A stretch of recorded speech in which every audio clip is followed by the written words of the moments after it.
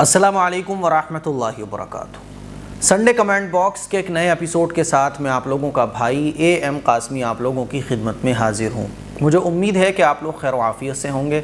اللہ تعالیٰ آپ لوگوں کو اپنے حفظ و امان میں رکھے۔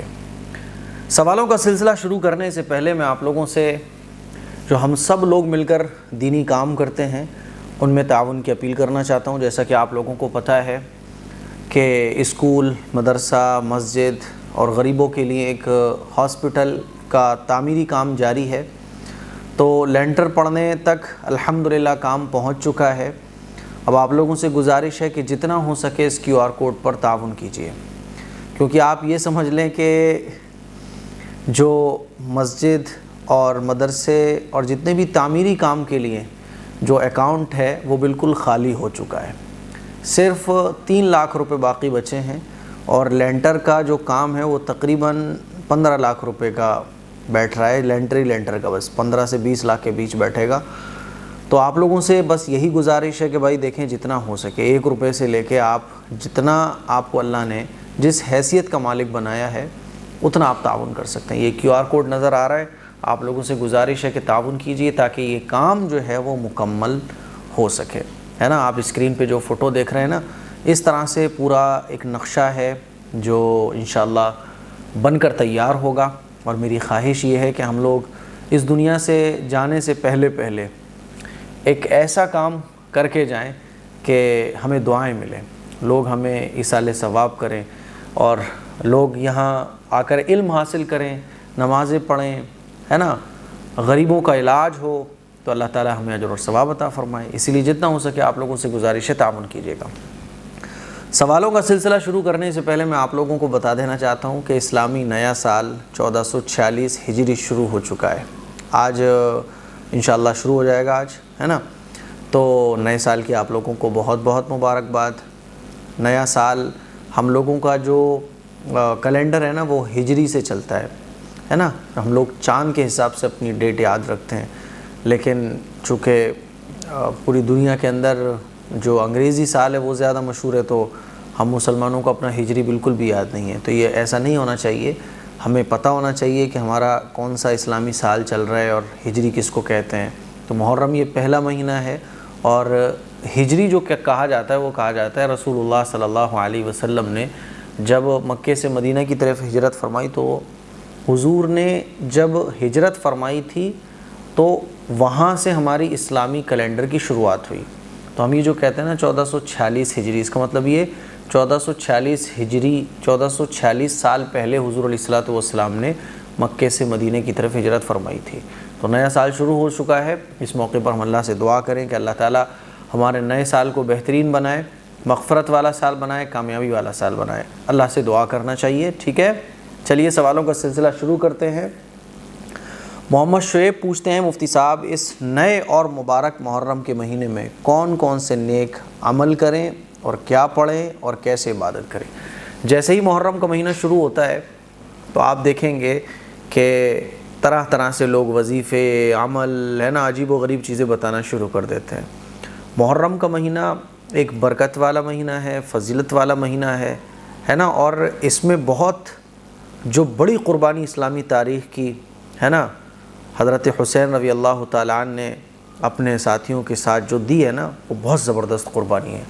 تو یہ مہینہ عبادت کا ہے، اس مہینے میں عبادت کرنا چاہیے، اور جو سب سے اہم کام ہے وہ محرم کے مہینے میں جو کربلا میں شہداء جنہوں نے اللہ کے راستے میں اپنی جان دی، شہدائے کربلا، ان کی تاریخ کو پڑھنا چاہیے۔ یہ ہے اصلی محبت کہ ہم شہدائے کربلا کو پڑھیں، محرم کے مہینے میں کیا کیا واقعات پیش آئے ان کو پڑھیں اور اپنا ایمان تازہ کرنے کی کوشش کریں۔ باقی کوئی بھی نیا کام محرم کے مہینے میں کرنے کی ضرورت نہیں ہے، اور نہ وہ قرآن و حدیث سے ثابت ہے، ٹھیک ہے۔ فخر الدین پوچھتے ہیں، میرا نام فخر الدین، تھانہ پٹی سے، میرا سوال، مسجد میں جماعت ہو چکی ہو، اس مسجد میں دوسری جماعت بنا کر نماز پڑھنا کیسا ہے؟ بہت دن سے یہ سوال کر رہے ہیں۔ میرا خیال ہے میں نے یہ سوال کا جواب پچھلے سنڈے ایپیسوڈ میں دیا تھا، جہاں تک مجھے یاد پڑ رہا ہے۔ دوبارہ یہ سوال کیوں لیا گیا؟ یا تو آپ نے یہ ایپیسوڈ پچھلے سنڈے ایپیسوڈ مکمل نہیں دیکھا، یا پھر میرے سے شاید غلط فہمی ہو رہی ہے، لیکن مجھے جہاں تک 75% یاد پڑ رہا ہے کہ اس سوال کا جواب میں دے چکا ہوں، ہے نا. غیر مسلم میں کنوارا لڑکا لڑکی اس کی قبر پر مٹی ڈالنا کیسا ہے, اس کا کاندھا دینا کیسا ہے, غیر مسلم جہاں جلائے جاتے ہیں وہاں جانا کیسے, ان تمام چیزوں سے بچنا چاہیے. غیر مسلموں کے غم میں شریک ہوں آپ, لیکن غیر مسلموں کی جو رسومات ہیں, جو مذہبی کام ہیں, ان میں شریک نہیں ہونا چاہیے. ٹھیک ہے. آج تک کوئی سنڈے ایپیسوڈ مس نہیں کیا. ہم آپ کو سیتاپور بلا رہے ہیں, بالکل بلائیے صاحب, میں سیتاپور آنے کو تیار ہوں, ہے نا. مس تو کیا ہے جناب عالی, یا آپ نے سنڈے ایپیسوڈ تو مس نہیں کیا, لیکن جہاں میں نے آپ کے سوال کا جواب دیا وہ آپ نے مس کیا. ہو سکتا ہے کہ آپ کے جیسے ہی سوال کسی اور نے پوچھا ہو. چلیے. محمد ویہان پوچھتے ہیں, مفتی صاحب اذان کا جواب دینے سے کتنا ثواب ملتا ہے؟ اذان کا جواب دینے سے بہت ثواب ملتا ہے, یہ سنت ہے نا. اور کس کو ثواب زیادہ ملتا ہے, عورتوں کو یا مردوں کو؟ عورت اور مرد ثواب میں برابر ہے. ایسا نہیں ہے کہ آدمی کو ثواب زیادہ ملے گا, عورت کو ثواب کم ملے گا. عورت اور آدمی دونوں ثواب میں برابر ہیں. اب جو جتنے اخلاص سے, جو جتنی فکر سے, ہے نا, جو جتنے دل سے جواب دے گا, ظاہر سی بات ہے اس کو ثواب زیادہ ملے گا. یہ دل کا معاملہ ہے.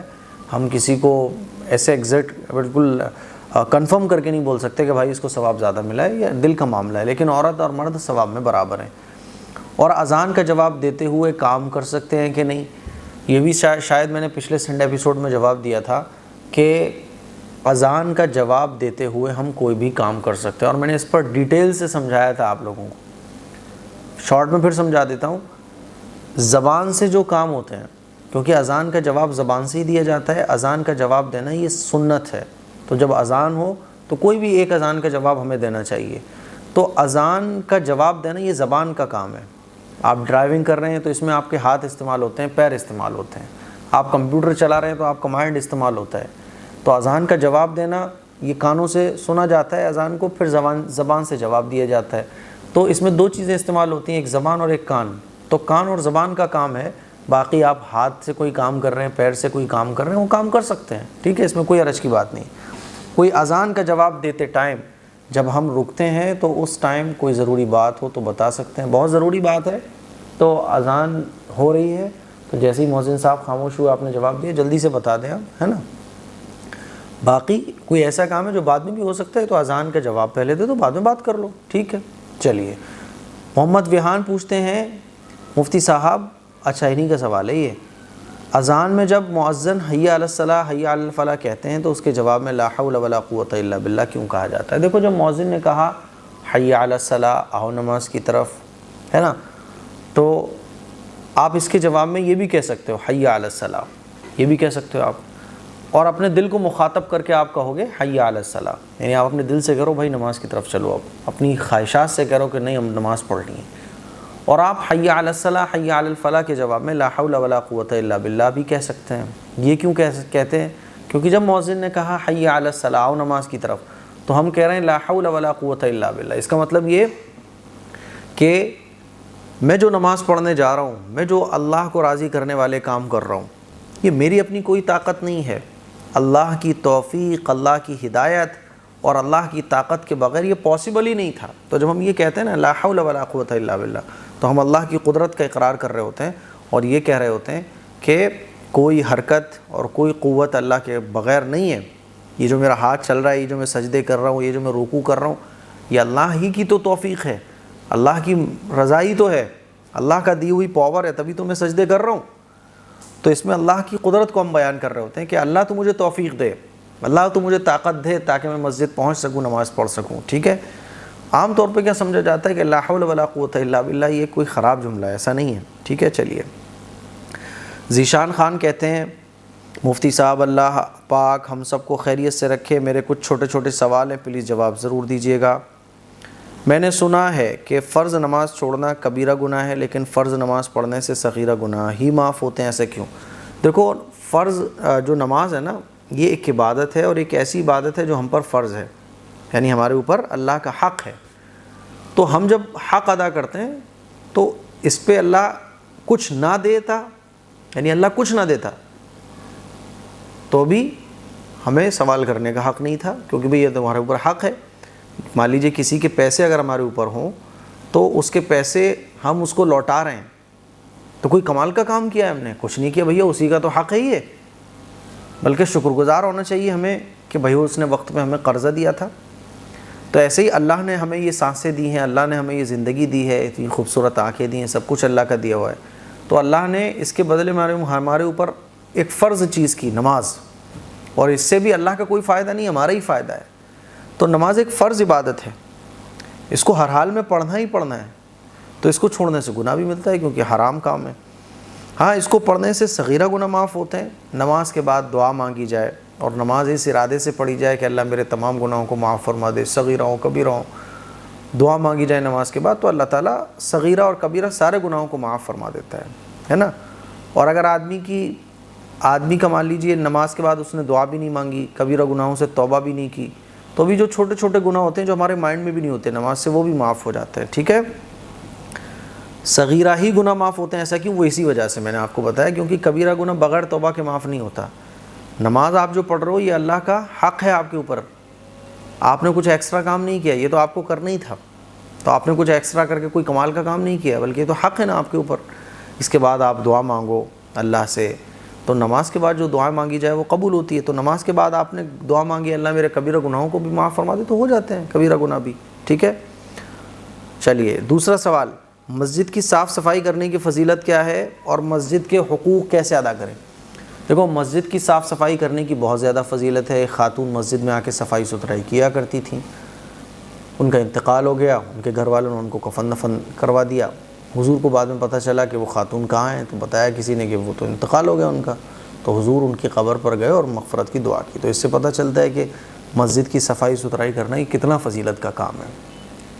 آج بھی ہمارے والد صاحب مسجد کا واش روم صاف کر دیتے ہیں، بیت الخلاء، ٹوائلٹ، باتھ روم ہے نا، وضو خانہ سب صاف کر دیتے ہیں۔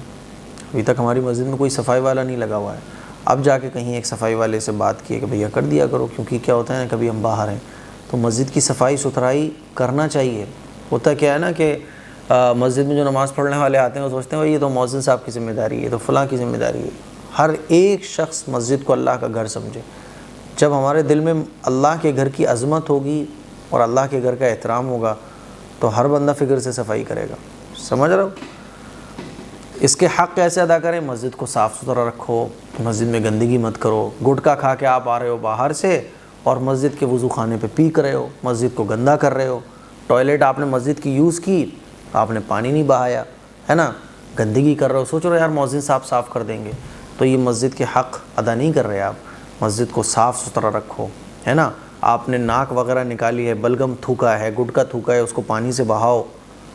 مسجد میں جب نماز پڑھو تو قاعدے سے پڑھو، شور شراب مت کرو، گندگی مت کرو۔ یہ نہیں ناک صاف کر رہے ہو، یہ نہیں کہ صاحب آپ اپنے ناخن منہ سے کاٹ کے پھینک رہے ہو، یہ نہیں ہونا چاہیے، ٹھیک ہے۔ اچھا جی، سوال نمبر 3، نیکی اور ثواب میں کیا فرق ہے؟ بھائی ہم نیکی یعنی اچھے کام کرتے ہیں تو اس پہ ثواب ملتا ہے۔ سوال نمبر 4، کوئی ایسی ہندی کی کتاب بتائیے جس میں پیارے نبی کریم صلی اللہ علیہ وسلم کی سنت ہو۔ تو آپ لے سکتے ہیں اسوہ رسول، یہ آپ لیجئے، یا آپ لے سکتے ہیں تعلیم الاسلام کے رسالہ، ہندی میں لے لیں آپ، تعلیم الاسلام کے جو رسالے ہیں نا وہ ہندی میں لے لیں، تو اس میں آپ کو یہ سب سنتیں وغیرہ مل جائیں گی۔ گلفشاں خان کہتی ہیں، یہ کہہ رہی ہیں مجھے آپ سے پوچھنا تھا کہ اگر شوہر کے انتقال کو 2 مہینے ہو گئے اور عدت کسی مجبوری کی وجہ سے نہیں ہو پائی اور مجبوری کافی بڑی تھی تو کیا اب عدت کر سکتے ہیں؟ میں بہت پریشان ہوں مفتی صاحب، مجھے اس سوال کا جواب جلد سے جلد دیجیے۔ دیکھو، شوہر کا انتقال ہو جانے کے بعد جو عدت ہے عورت کے اوپر وہ ہے 4 مہینے 10 دن۔ اور عدت کے سلسلے میں یہ سمجھ لیں، دیکھیے عدت کے جو دنیاوی فائدے ہیں وہ الگ ہیں، ہے نا، لیکن عدت اصل میں ہے کہ اللہ کا حکم۔ اللہ کا حکم مطلب مان لیجیے آپ کے ہاں کوئی نوکر کام کرتا ہو، آپ اپنے نوکر سے کہو بھیا 10 کلو چینی لے آؤ، تو نوکر آپ سے سوال کرنے لگے کہ 10 کلو چینی کا کیا کرو گے مالک صاحب، تو آپ کتنے غصے ہو جاؤ گے کہ بھائی تو کام کرنے کے لیے لگا ہے میرا، یہ کیوں پوچھ رہا ہے، تو کون ہوتا ہے کیوں پوچھنے والا، ہے نا۔ ایک ہمارے گھر کا نوکر بھی اگر ہم سے سوال کرنے لگے چھوٹے چھوٹے تو ہم اسے ڈانٹیں گے، اس کو جاب سے باہر نکال دیں گے، اس کی نوکری سے اس کو بے دخل کر دیں گے اور اس سے ڈانٹ کے کہیں گے کہ تم ہمارا کام کرنے کے لگو، کام کیا کرو، زیادہ چونچرا مت کرا کرو، غصہ ہو جائیں گے اس پہ۔ ایسے ہی اللہ کے ہم سب غلام ہیں، اللہ کے بندے ہیں ہم، بعض لوگ جو کہتے ہیں نا کہ یار عدت کیوں ہے، تو میں کہنا چاہتا ہوں اللہ کے ہم سب بندے ہیں، اللہ کے غلام ہیں، اللہ کے حکموں میں کیا حکمت ہے ہمیں نہیں معلوم. ہاں غیر مسلم اگر مجھ سے پوچھے گا تو میں اس کو حکمت بھی بتاؤں گا. تو پہلی چیز تو یہ مائنڈ میں رکھیں کہ عدت جو ہے یہ اللہ کا حکم ہے، بس بات ختم، دیٹس آل. اللہ کا حکم ہے اس لیے میں پورا کروں گا. تو عدت جو ہے اللہ کا حکم ہے اور اس کو پورا کرنا لازمی اور ضروری ہے. تو عدت شوہر کے انتقال کے بعد 4 مہینے 10 دن ہوتی ہے. اب چونکہ 2 مہینے آپ عدت میں نہیں گزار پائیں، اور یہ بھی یاد رکھیں کہ عدت کی جو ٹائمنگ ہے وہ شوہر کے انتقال کے بعد شروع ہو جاتی ہے. ایسا نہیں ہوتا نماز کی طرح کہ آپ مان لیجیے نماز چھوٹ گئی تو چلو بعد میں قضا کر لیں گے، ایسا نہیں ہوتا عدت کے سلسلے میں. عدت کوئی عبادت نہیں ہے، عدت اللہ کا حکم ہے، اور ایسا حکم ہے کہ اس کو پورا کرو، بس ثواب بھی ملے گا، اللہ کا حکم سمجھ کے پورا کرو گے.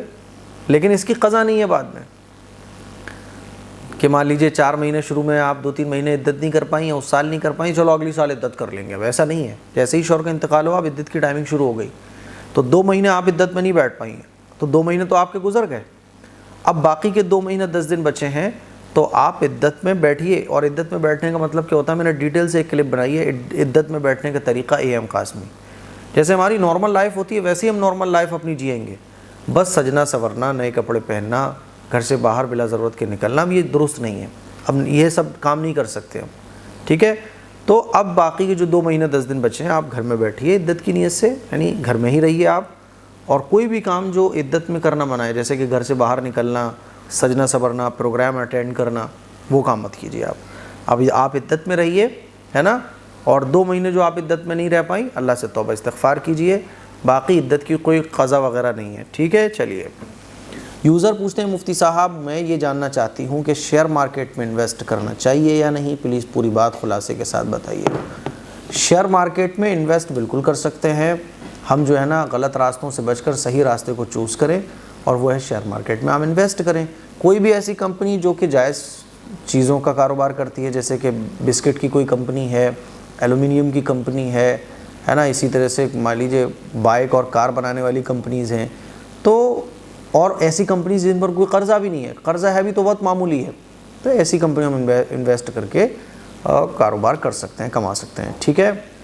محمد شاداب پوچھتے ہیں میرے 4 سوال ہیں. نمبر 1، محرم پر عورتوں کو کالے کپڑے پہننا کیسا ہے؟ دیکھیے کالے کپڑے آپ پہنو، نیلے کپڑے پہنو، شریعت کی طرف سے کوئی بھی پابندی نہیں ہے. محرم کے مہینے میں کالے کپڑے شیعہ جو ہے نا وہ خاص طور پر پہنتے ہیں، تو 10 محرم والے دن کالے کپڑے پہننے سے بچو. ایسا نہ ہو کہ آپ کالے کپڑے پہن کے نکلو کہیں جاؤ تو لوگ سمجھیں کہ یار یہ کون. تو جہاں ایسا لگے کہ مان لیجیے کہیں شیعوں کا کلچر زیادہ چل رہا ہے اور آپ اگر اس ٹائم پر کالے کپڑے پہن لو گے تو آپ کو بھی یہی سمجھا جائے گا، تو بچنے کی کوشش کرو. باقی کالے کپڑے پہننا جائز ہے، ٹھیک ہے. نمبر 2، آپ نے 1000 بار درود شریف پڑھنے کو بتایا تھا، لیکن کس ٹائم پڑھنا ہے؟ دیکھو جب میں بولتا ہوں نا کہ 1000 بار درود شریف پڑھو، تو جب میں نے ٹائمنگ نہیں بتائی تو اس کا مطلب یہ 24 گھنٹے میں کبھی بھی پڑھ سکتے ہیں. بات سمجھ آ رہی ہے؟ اگر ٹائمنگ ہوتی تو میں ٹائمنگ ضرور بتاتا. اب مان لو میں بتا دوں کہ ظہر کے ٹائم ہم درود شریف پڑھ سکتے ہیں، تو کوئی سوال کر سکتا ہے مفتی صاحب کیا 3 بجے پڑھ سکتے ہیں؟ ہے مفتی صاحب کیا 4 بجے پڑھ سکتے ہیں؟ کیونکہ 4 بجے بھی گرمیوں کے موسم میں ظہر کا ٹائم رہتا ہے. تو جب میں ٹائم نہیں بتا رہا ہوں تو آپ سمجھو کہ اس کو کبھی بھی پڑھ سکتے ہیں. بات سمجھ آ رہی ہے؟ بعض لوگ کنفیوز ہو جاتے ہیں مفتی صاحب کون سا درود شریف پڑھیں، آپ نے تو درود شریف بتایا نہیں. جب میں بول رہا ہوں درود شریف پڑھیں تو اس کا مطلب یہ کوئی بھی درود شریف پڑھ سکتے ہیں، کیونکہ اگر کوئی خاص درود شریف ہوتا یا کوئی خاص ٹائمنگ ہوتی اس کے پڑھنے کی تو میں ضرور بتاتا. میں ادھوری بات تو نہیں بتاؤں گا نا. تو جہاں میں نے کسی چیز کو کلیئر نہیں کیا اس کا مطلب یہ وہ اپنے پورے دائرے میں اس کو کبھی بھی میں نے بولا درود شریف پڑھنا ہے بس 1000 مرتبہ، کبھی بھی پڑھ سکتے ہیں، کبھی بھی پڑھ لو، کوئی بھی درود شریف پڑھ سکتے ہیں، ٹھیک ہے. نمبر 3، جس نمازی کے ماتھے پر کالا نشان ہو کیا وہ جنتی ہوتا ہے؟ نہیں، ایسا تو نہیں ہے. جنتی کی پہچان کوئی کالا نشان تھوڑی ہے. اس کا مطلب یہ جن کے کالے نشان نہیں وہ جہنم میں جائیں گے، ایسا نہیں ہے. کالا نشان پڑ جاتا ہے. بعض لوگوں کی جو اسکن ہے وہ بہت زیادہ سینسٹیو ہوتی ہے تو سجدے کرنے سے پڑ جاتا ہے، تو یہ کوئی جنتی ہونے کی پہچان نہیں. نمبر 4، اگر کوئی شادی شدہ عورت سے کورٹ میرج اور نکاح کر لے تو کیا اس کو نکاح ہو جائے گا؟ دونوں مسلمان ہیں، کورٹ میرج کرنے کے بعد وہ نکاح بھی کر لیتے ہیں تو نکاح ہو جائے گا، لیکن اگر نکاح نہیں کیا، صرف کورٹ میرج کیے تو نکاح نہیں کہلائے گا، وہ کورٹ میرج کہلائے گی۔ میری اوقات، کیا نام ہے ماشاءاللہ، مفتی صاحب آن لائن گیمز میں جب جی ایس ٹی بھی کٹے، گورنمنٹ نے خود پرمٹ دیا ہو تو حلال ہے حرام؟ گورنمنٹ کے کسی بھی چیز کے پرمٹ دینے سے وہ چیز حلال تھوڑی نہ ہو جاتی ہے، اور گورنمنٹ کے کسی چیز کو حرام کہنے سے کوئی حلال چیز حرام نہیں ہو جاتی ہے۔ جیسے زوپی اور دنیا بھر کے گیم چلتے ہیں، ہے نا، تو گورنمنٹ اس کی پرمیشن دے رہی ہے، لیکن اس سے سماج میں کتنا بگاڑ پیدا ہو رہا ہے۔ تو شریعت نے جس چیز کو حرام کہا ہے وہ حرام ہے، قیامت تک حرام رہے گی وہ۔ تو اس طرح کے گیم میں آدمی برباد ہو جاتا ہے، تباہ ہو جاتا ہے نا۔ کتنے لوگ قرضوں میں چلے گئے، کتنے لوگوں نے سوسائڈ کر لیا، لیکن الٹی دنیا چل رہی ہے، بڑے بڑے سیلیبریٹیز ایسی چیزوں کو پروموٹ کر رہے ہیں، اور آپ لوگ عقل رکھتے ہوئے بھی بے عقل بنے ہوئے ہو، تو ایسے گیموں سے بچنا چاہیے۔ فرحان ہاشمی کہہ رہے ہیں آپ کا اولڈ از گولڈ سبسکرائبر، آپ نے تو کہا میرے سوال کا جواب سنڈے ایپیسوڈ میں دیں گے، آج اسی وجہ سے 2 سال کے بعد فل ایپیسوڈ دیکھا۔ میرے بھائی تو آپ کی محبت تو کم ہو گئی نا، آپ فل ایپیسوڈ دیکھ ہی نہیں رہے ہو۔ آپ اولڈ از گولڈ سبسکرائبر ہو، بہت بہت شکریہ اس محبت کے لیے میرے بھائی، اللہ تعالیٰ آپ کی محبت کو قبول فرمائے۔ سوال تھا ریلز بنانے سے کتنا گناہ ہوتا ہے؟ یہ تو جو آپ ریل بنا رہے ہو اس پر ڈیپینڈ کرتا ہے۔ آپ ایک دم بہت ہی زیادہ اوور لیول کی نیوڈ ویڈیو بنا رہے ہو، ریلز، ہے نا، بہت ہی زیادہ خراب بے تکی بدتمیزی والی ریلز بنا رہے ہو تو ظاہر سی بات ہے اس کو گناہ زیادہ ہوگا، اور غیر محرم کے ساتھ بنا رہے ہو لیکن نارمل ہے تب بھی گناہ ہوگا، شو مار رہے ہو تو بھی ریل بنانے کا گناہ ہوگا۔ تو آپ ریل کس ٹائپ کی بنا رہے ہو، گناہ آپ کی ریل پر ڈیپینڈ کرتا ہے کہ آپ کیا بنا رہے ہو، ٹھیک ہے۔ یوزر مفتی صاحب میں نے سنا ہے کہ طلاق کے بعد عورت 10 دن کی عدت بھی کر سکتی ہے، اور آپ بتا دیجئے کتنے دن کی عدت ہوتی ہے کم سے کم؟ طلاق کے بعد جو عدت ہے وہ 3 پیریڈ، سمجھ، مان لیجیے کسی کو طلاق ہوئی تو 3 پیریڈ اس کی عدت ہے۔ طلاق ہوئی، طلاق کے بعد ایک پیریڈ آیا، پھر دوسرا پیریڈ آیا، تیسرا پیریڈ آنے کے بعد جیسے ہی وہ بند ہوگا عدت پوری ہو جائے گی، ٹھیک ہے۔ تو یہ 10 دن جو عدت لوگ کہتے ہیں وہ غلط کہتے ہیں۔ بعض علاقوں میں تو یہ بھی کہا جاتا ہے کہ اگر شوہر کے جنازے کے ساتھ عورت تھوڑی دور چل لے تو اس کی عدت ہی ختم ہو جاتی ہے، تو یہ فضول کی بات ہے۔ نگار خان کہہ رہی ہیں آدھار کارڈ سے پیسے نکال کر 1000 پر 10 روپے لیے جاتے ہیں تو پیسہ لینا جائز ہے یا ناجائز ہے؟ جی یہ پیسہ لینا جائز ہے، کیونکہ یہ پیسہ جو لیا جا رہا ہے وہ آدمی اپنی سروس فیس لے رہا ہے کہ بھیا میں کمپیوٹر پہ بیٹھ کے یہ کام کر رہا ہوں، بینک جاتا ہے نا، پیسے بھی ڈلواتا ہے، تو یہ جو پیسے لیے جا رہے ہیں یہ 1000 دینے پہ 10 روپے ایکسٹرا نہیں لیے جا رہے، بلکہ یہ جو چارج وغیرہ کام کر رہا ہے بندہ بیٹھ کے اس کے لے رہا ہے وہ، تو جائز ہے۔ نکی نیما ایکٹر بننا کیسا ہے پلیز بتائیے، I ask you many Times. Actor بننے سے کیا فائدہ ہوتا ہے مجھے آپ بتاؤ، سوائے گندگی کے کیا پھیلتا ہے معاشرے کے اندر، بیتوکی چیزوں کے کیا پھیلتا ہے معاشرے کے اندر؟ تو ایکٹر اگر بننا ہے، اچھا ایکٹر تو بن سکتے ہو آپ۔ اچھے ایکٹر کیسے بننا ہے؟ آپ بہت نصیحت کی چیزیں لوگوں کو دے رہے ہو، بہت اچھے ایکٹر ہو آپ۔ جیسے کہ سوشل میڈیا پہ بہت سارے ایکٹر ایسے ہیں جو شارٹ ویڈیو بناتے ہیں اور اس شارٹ ویڈیو کے ذریعے ایک بہت اچھا پیغام وہ لوگوں کو دیتے ہیں، تو ایسی ایکٹنگ بہت اچھی ہے۔ اور ایک ایکٹر وہ ہوتے ہیں جو ڈانس کر رہے ہوتے ہیں، ناچ رہے ہوتے ہیں، بے شرمی اور فضول کام کر رہے ہوتے ہیں، اس سے معاشرے میں بے شرمی پھیلتی ہے، شرم و حیا کا جنازہ نکلتا ہے، تو ایسا ایکٹر بننا یہ اپنے لیے جہنم کا گڈھا کھودنا ہے، ٹھیک ہے۔ تو آپ وہ دیکھ لو بھیا کیسا ایکٹر بننا ہے آپ کو۔ نعمت انصاری پوچھ رہے ہیں اب تو سوال پوچھنا ہی بند کر دیا میں نے، جواب تو ملتا ہی نہیں ہے۔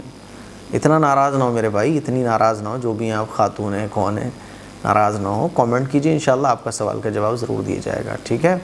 اور اب ناراضگی دور کیجئے گا، کامنٹ میں لکھیے گا کہ آپ نے ناراضگی دور کر دی ہے۔ شیرین شیخ کہہ رہے ہیں you should do such religious work, surely Allah will reward you for it.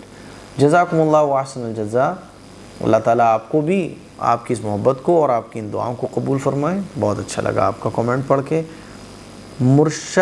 مورشادہ مفتی صاحب میں کم بولتا ہوں اس لیے گاؤں والے پریشان کرتے ہیں، میں کیا کروں؟ تو زیادہ بولنا شروع کر دو، اتنا بولو جس سے گاؤں والے پریشان نہ ہو۔